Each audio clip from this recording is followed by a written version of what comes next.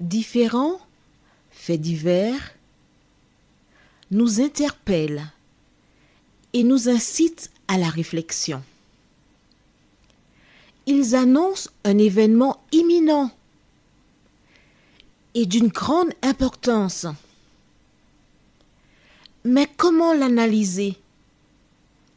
En écoutant Jean-Claude qui, à la lumière de la Bible, t'accompagnera et te permettra d'être prête, d'être prêt pour le retour de Jésus. Note que les éditions spéciales sont disponibles sur YouTube. Quelle est la réponse 2? Le 2, c'est le chiffre. Je te salue fraternellement en Jésus-Christ, le Sauveur du monde. C'est Jean-Claude qui partage avec toi cette nouvelle série qui s'intitule « Découvrir la vérité ». Quel bonheur pour Marco et Jean-Claude. Oui, nous sommes toujours heureux parce que nous sommes en vie grâce à Dieu. Nous sommes heureux parce que Dieu nous a appelés des ténèbres à son admirable lumière. Nous sommes heureux parce qu'en Jésus, nous avons la vie éternelle. Nous sommes heureux parce qu'avec Jésus, sur notre bateau, nous pouvons rire des différentes tempêtes que l'ennemi provoque. Nous sommes heureux parce qu'un jour, comme dit ce chant, je sais que mes yeux verront Jésus. Marco de même. Mais qu'en est-il de toi? C'est ça la bonne question. Beaucoup déclarent, je n'aime pas le monde, j'aime Jésus. Et lors de la période de carnaval, il y a une chanson qui dit « Tu dis que tu n'aimes pas le monde, mais qu'est-ce que tu fais là dans le monde ?» Car beaucoup de personnes qui déclarent ne pas aimer le monde sont à fond la caisse dans le monde et vivent en opposition avec la parole de Dieu. Aujourd'hui, nous verrons notre thème particulier qui dit « Ne crains point ». Juste avant, prions. Notre Seigneur et notre Dieu, grande est ma joie. Grande est notre joie, car nous avons trouvé en toi l'espérance, car nous avons trouvé en toi l'assurance. Et face aux différentes difficultés que nous rencontrons sur la terre, plusieurs personnes doutent, sont troublées. Elles entendent des philosophies nouvelles. Mais toi, Seigneur, toi notre Sauveur, tu nous dis, comme nous l'avons vu hier, que votre cœur ne se trouble point. Alors que nous ouvrons la parole une fois de plus, que le Saint-Esprit nous conduise, nous t'en prions, au nom de Jésus et pour ta gloire éternelle. Amen. Rappelle-toi que votre cœur ne se trouble point. Quand tu entends parler de monnaie unique, que ton cœur ne se trouble point. Quand tu entends parler de signe dans la main sur le front, que ton cœur ne se trouble point. Parce que ces choses doivent arriver. Elles annoncent le retour de Jésus. Et l'occasion t'est donnée d'être prête ou prêt afin d'être enlevé avec tous les saints lors de son avènement. Ne crains point. Lisons aujourd'hui dans Genèse 46, versets 1 à 4. Israël partit avec tout ce qui lui appartenait. Il arriva à Beer-Sheba et il offrit des sacrifices au Dieu de son père Isaac. Dieu parla à Israël dans une vision pendant la nuit et il dit « Jacob, Jacob !» Israël répondit « Me voici ». Je profite pour ouvrir une parenthèse car nous avons de nouvelles personnes qui arrivent et qui risque d'être perdu dans ce que nous lisons. Tu as vu que Dieu a appelé Jacob à 2 reprises Jacob. Et ensuite, au verset 2, et il dit, Israël répondit, me voici. Jacob, c'est le prénom de ce dernier à sa naissance. C'était des jumeaux, Ésaü et Jacob.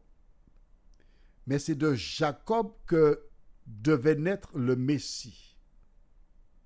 Jacob eut 12 fils, il a eu des filles aussi.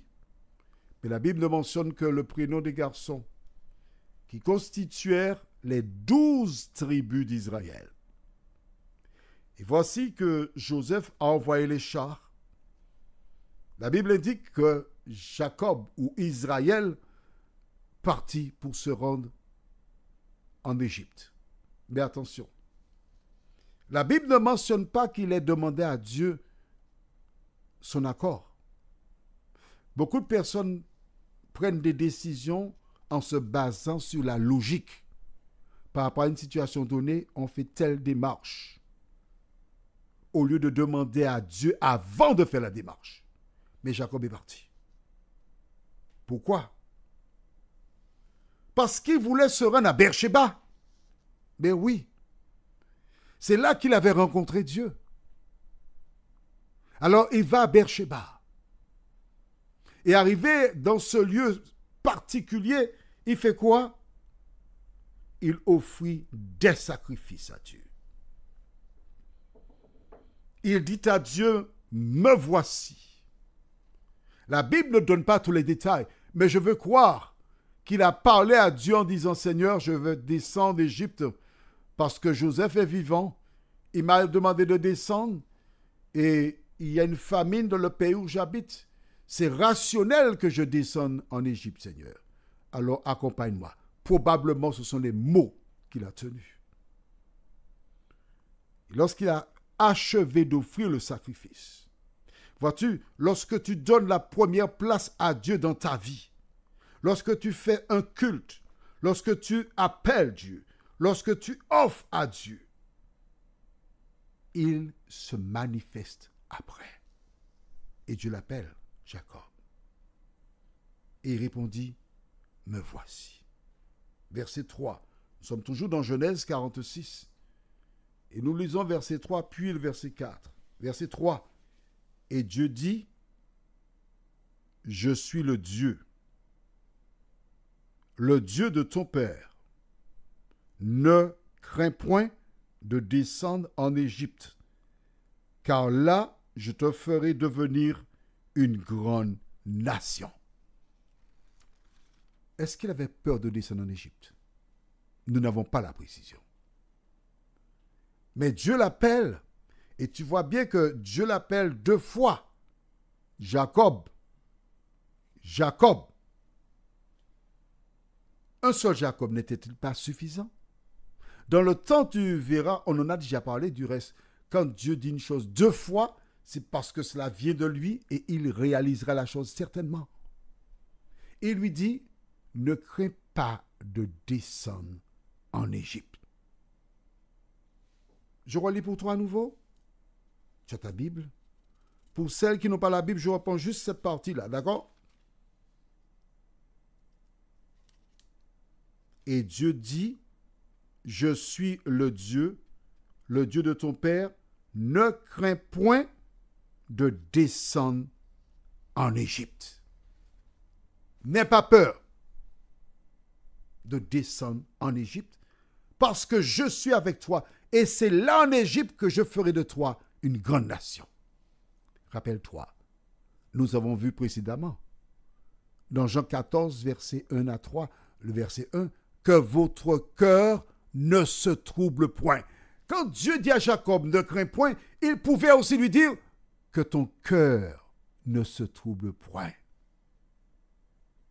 Toi et moi, nous sommes sur cette terre, mais ce qui se passe ne correspond pas à nos convictions. Ce que nous entendons, ce que nous voyons est contraire à la parole de Dieu.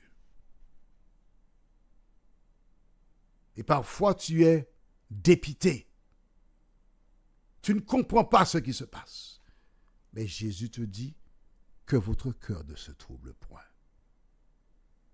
Le même Dieu qui dit à Jacob, ne crains point, il te dit aussi ne crains point.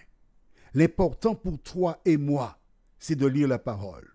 L'important pour toi et moi, c'est de mettre en pratique la parole. L'important pour toi et moi, c'est de vivre selon la parole. L'important pour toi et moi, c'est de croire que la parole qui a été écrite pour notre instruction est en train de se réaliser et notre seul secours se trouve en l'Éternel et en lui seul. Dieu continue en disant, verset 4, « Moi-même, je descendrai avec toi en Égypte, et moi-même je t'en ferai remonter, et Joseph te fermera les yeux. » Amen. Quelle belle promesse. Où Dieu dit à Jacob, je descends avec toi. Tu n'es pas seul. Quand tu prends la Bible, je cite ce verset que nous verrons prochainement, ultérieurement. Matthieu 28, verset 20. Jésus, en achevant son discours à ses disciples, leur dit, « Et voici, je suis avec vous tous les jours jusqu'à la fin du monde. » Le Dieu qui avait dit à Abraham, « Sache que tes descendants seront étrangers asservis dans un pays, mais à la 4e génération, ils en sortiront. » Le même Dieu qui dit à Jacob, « Je suis avec toi », nous savons grâce à l'histoire que les enfants d'Israël restèrent 430 ans en Égypte. Et au terme de cette période, ils laissèrent l'Égypte conformément à la parole de Dieu.